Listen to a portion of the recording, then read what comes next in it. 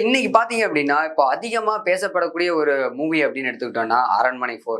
ஏன் அப்படின்னா, ஏன்னா அரண்மனை பார்ட் 1 பாத்தீங்கன்னா பயங்கரமான ஒரு ஹிட்டுங்க. ஆனா 2 அண்ட் 3 பாத்தீங்க அப்படின்னா, டோட்டலா அப்படியே கொலாப்ஸ் அப்படின்னே சொல்லலாம். ஏன்னா அதற்கு கிடைக்கக்கூடிய அந்த வரவேற்பு அப்படிங்கிறது கிடைக்கல அப்படின்னு தான் சொல்லணும். ஆனா இப்போ 4ல பாத்தீங்கன்னா, மறுபடியும் பேக் டு ஃபார்ம் வந்துட்டாரு நம்ம சுந்தர் சி அப்படின்னு சொல்லக்கூடிய அளவுல இருக்கு. அது மட்டும் இல்லாம படம் ரிலீஸ் ஆகி 1 வாரம் ஆச்சு. ஆனா இப்பவும் பாத்தீங்க அப்படின்னா, ஃபேமிலி ஆடியன்ஸ் பக்காவா படையெடுத்துட்டு வந்துட்டு இருக்காங்க. அதற்கான காரணம் பாத்தீங்க அப்படின்னா, ஒரு 4 முக்கியமான காரணம் இருக்கு. அது என்ன காரணம் அப்படின்னு பாத்தீங்கன்னா, முதல்ல சொல்லணும் அப்படின்னா கண்டிப்பா நம்ம சுந்தர் சியை பத்தி சொல்லி ஆகணும். ஏன்னா அவரோட படங்கள் அப்படின்னா கண்டிப்பா ஹியூமர், காமெடி அப்படிங்கிறது இல்லாம இருக்கவே இருக்காது. அதோட மட்டும் இல்லாம அவருடைய படங்கள்ல காமெடியன்ஸ் அப்படிங்கிறது மிகப்பெரிய ஒரு பக்கபலமா இருக்கும். அப்படித்தான் பாத்தீங்க அப்படின்னா முக்கியமா ஒரு படம் சொல்லணும் அப்படின்னு பாத்தீங்கன்னா கலகலப்பு. இந்த படத்தோட பார்ட் 1, பார்ட் 2 ரெண்டுமே பாத்தீங்க அப்படின்னா வேற லெவல் ஹிட். அது மட்டும் இல்லாம தொடர்ந்து அது மூலியமா நிறைய நடிகர்களுக்கும் வாய்ப்பும் கொடுத்தாரு நம்ம சுந்தர் சி அவர்கள். அதோட மட்டும் இல்லாம இப்ப இந்த பார்ட் 4 வேற அரண்மனை எடுக்க போறாரு. எப்படி இருக்க போகுது என்னன்னு யாருக்குமே புரியல. ஏன்னா பார்ட் 2 அண்ட் 3 வந்து ஃபுல்லா சொதப்பிருச்சு. சரி ஓகே 4 ஏதாவது ஒன்று எடுத்து வச்சிருப்பாரு வழக்கம் போல அப்படின்னு தான் போனாங்க ரசிகர்கள்லாம். ஆனா முதல் நாள் வசூல் அப்படிங்கிறது ரொம்பவே கணிசமா தான் இருந்தது. ஆனா அடுத்தடுத்த நாட்கள் பாத்தீங்க அப்படின்னா விமர்சனம் ரொம்பவே பாசிட்டிவான ரெஸ்பான்ஸ் வந்ததுனாலே பாத்தீங்கன்னா தொடர்ந்து ஆடியன்ஸ் எல்லாம் பக்காவா படையெடுக்க ஆரம்பிச்சிட்டாங்க.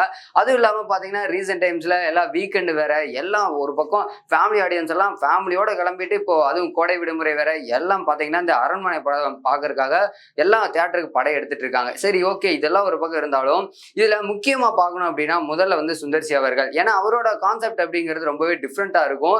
என்னதான் வந்து விமர்சனம் வந்தாலும் அவரு வந்து இந்த பேய் படத்துல வந்து கிளாமரான ஒரு ஹீரோயின்ஸை கொண்டு வந்து டிஃப்ரெண்டான ஒரு ஹாரர் மூவியை காமிச்சவர் தான் நம்ம சுந்தர் சி. அதற்கு அடுத்ததா பாத்தீங்க அப்படின்னா இதுல முக்கியமா சொல்லணும் அப்படின்னா நம்ம தமன்னா. ஏன்னா இதற்கு முன்னாடி வரைக்கும் பாத்தீங்க அப்படின்னா தமன்னாவை ரீசெண்ட் டைம்ஸ்ல நம்ம எல்லாரும் ரொம்பவே கிளாமரா தான் பார்த்துட்டு இருந்தோம். ஆனா இதுலயும் பாத்தீங்க அப்படின்னா ஒரு சாங் வந்து வச்சிருப்பாரு. பட் இருந்தாலும் தமன்னாக்கு பாத்தீங்கன்னா செகண்ட் ஹாஃப்ல செம்மையான ஒரு போர்ஷன் கொடுத்து பயங்கரமா அவங்களோட ஆக்டிங்கை வெளியே கொண்டு வந்திருப்பாரு நம்ம சுந்தர் சி. இந்த படத்துல பாத்தீங்க அப்படின்னா தமன்னாக்கு மிகப்பெரிய ஒரு லீட் ரோல் அப்படின்னு தான் சொல்லணும். என்னதான் அவங்க வந்து செகண்ட் ஹாஃப்ல உள்ள வந்தாலும் கூட பாத்தீங்கன்னா அவங்களோட நடிப்பு சும்மா வேற லெவல்ல மிரட்டி விட்டுருப்பாங்க. அடுத்ததா பாத்தீங்க அப்படின்னா இந்த படத்துல முக்கியமா சொல்லணும் அப்படின்னா காமெடிக்கு இப்ப ரீசெண்ட் டைம்ஸ்ல ட்ரெண்டிங்ல இருக்கவர் நம்ம யோகி பாபு தான். அப்படிப்பட்ட நம்ம யோகி பாபு மற்றும் எவர்கிரீன் காம்போ அப்படின்னே சொல்லலாம் நம்ம கோவை சர்லா. அவங்க பாத்தீங்க அப்படின்னா 2 பேரும் இணைஞ்சு பயங்கரமா வந்து காமெடி பண்ணியிருக்காங்க.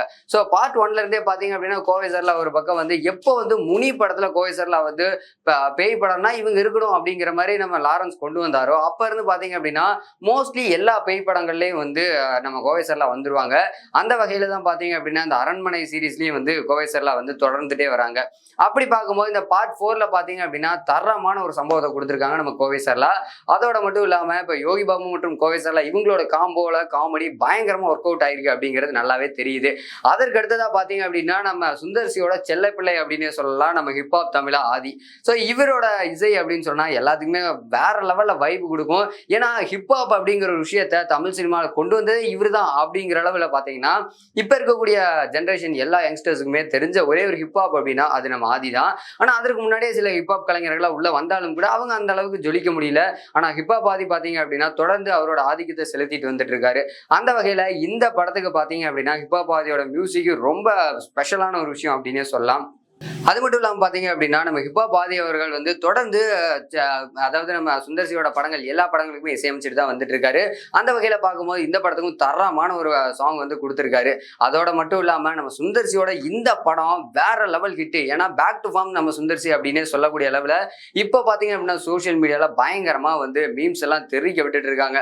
அதோட மட்டும் இல்லாம இதுக்கு முழுக்க பாசிட்டிவான ரெஸ்பான்ஸ் வந்துட்டு இருக்கிறதுனால சொல்லவே வேணாம். நம்ம அரண்மனை 2 and 3 வந்து ஓரளவுக்கு சொதப்புனாலும் கூட பார்ட் 4 எடுத்தே ஆவன்னு நின்னாரு நம்ம சுந்தர் சி.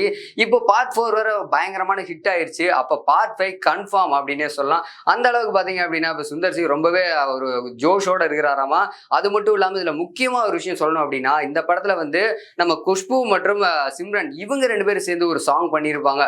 அந்த சாங்கை பார்க்கும்போது அதாவது 90s கிட்ஸுக்கெல்லாம் வந்து அப்படியே அந்த 90s பீரியடுக்கே போன மாதிரி இருக்கும். ஏன்னா இவங்க 2 பேரோட டான்ஸ் அப்படிங்கிறது யாரும் எதிர்பார்க்கவே முடியல. சிம்ரன் சொல்லவே வேணாம். குஷ்புவோட காம்போ போட்டு இந்த டான்ஸ் பாத்தீங்கன்னா சும்மா மிரட்டலா ஆடி இருப்பாங்க. சோ இது எல்லாமே பார்க்கும்போது ரசிகர்கள் எல்லாத்துக்குமே பாத்தீங்கன்னா பக்காவான இந்த மே மாசத்துக்கு ஒரு என்டர்டைன்மெண்டான ஒரு படம் கிடைச்சிருக்குப்பா அப்படின்னு எல்லாரும் தியேட்டர்ல போய் என்ஜாய் பண்ணிட்டு இருக்காங்க. சோ கண்டிப்பா நீங்களும் இந்த படத்தை போய் என்ஜாய் பண்ணுங்க. சோ இதே மாதிரி ஒரு நல்ல ஒரு கண்டென்ட்டோட உங்களை சந்திக்கிறேன். அதுவரை உங்களிடம் விடைபெறுவது உங்கள் விஜய் முகேஷ்.